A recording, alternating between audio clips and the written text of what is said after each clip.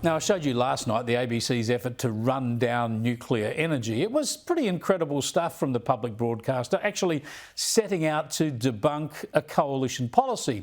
In doing so, they tried to portray a technology that's successful in nearly all developed economies and which is being tripled over the next 2 decades. Well, the ABC tried to pretend it can't work in Australia. And they rolled out the usual suspects.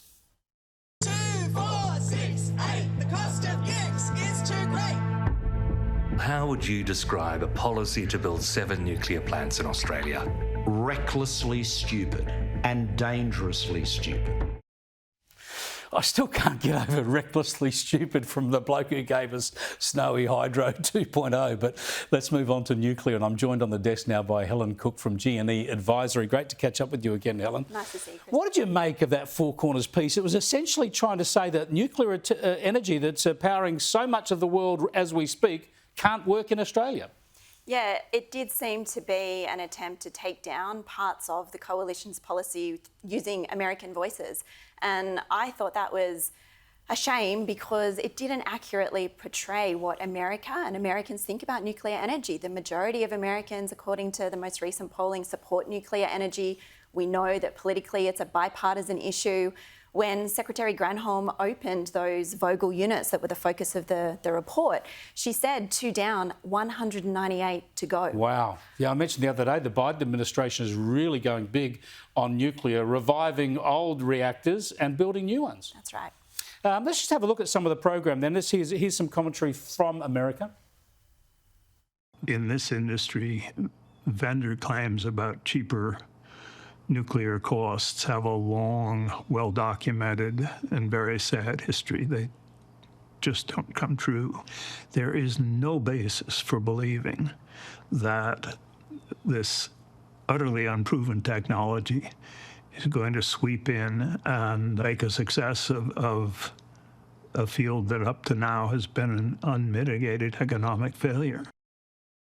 So what's the unproven technology and unmitigated failure he's talking about there? Look, I'm not sure what he's talking about, but what I will say is that that's an example to me of where this piece was just unbalanced. You know, I'm sure he was used because of his seniority, the fact that he is a former NRC commissioner, but there are many, in fact, the majority of NRC commissioners that are pro-nuclear, that are actively involved in supporting the nuclear industry today. You know, Bill Magwood, the current Director General of the Nuclear Energy Agency of the OECD, former commissioner came to mind. Christine Svinicki, the longest serving commissioner on the NRC, she came to my mind. She's currently on the board of a number of nuclear energy companies in the United States. Well, the economics must stack up, right? Because so many governments are pushing nuclear and expanding it, and so much of that is being delivered by private enterprise. In fact, 3 Mile Island is going to be fired up because of a contract with Microsoft. So it's the private sector demanding this. The numbers must add up, therefore. Yeah, that's right. And look, I've just come back from the International Atomic Energy Agency's annual general conference in Vienna,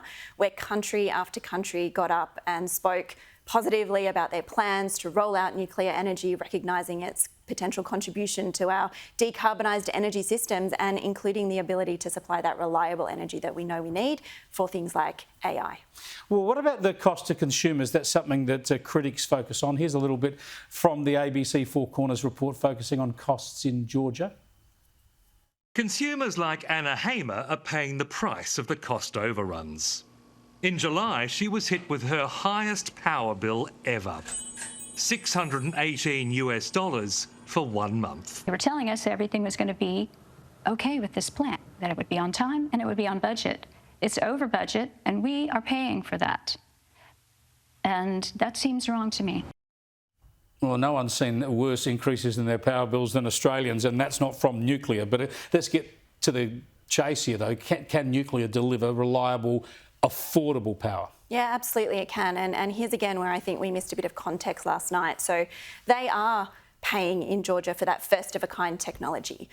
That's what they're doing. We won't have to do that because it is now longer first-of-a-kind. No, and that is not what the coalition's policy is. It's quite expressly proven technology. And that AP1000 plant now is going to be built in China, it's going to be built in Bulgaria, in Poland, in the Ukraine, it's shortlisted in Sweden, it's shortlisted in the Netherlands. Like, it is going to be nth of an nth of an nth of a kind.